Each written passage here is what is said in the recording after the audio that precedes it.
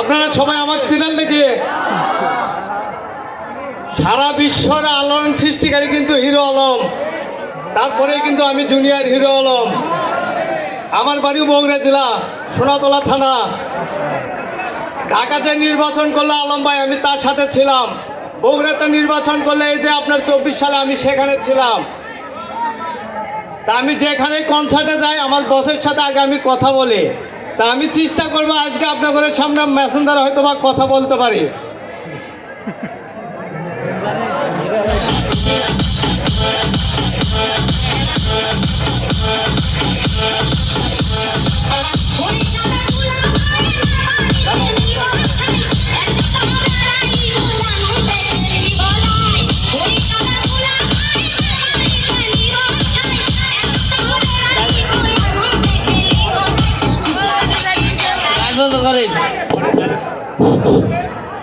আমি 2 সাইডে আমার বসের হিরো আলমের ডায়লগ দেব। কি দিব আপনাদের সামনে ডায়লগ? এই উল্টা পাল্টা বলিস না, জুনিয়র হিরো আলম রে আর খেপাস না।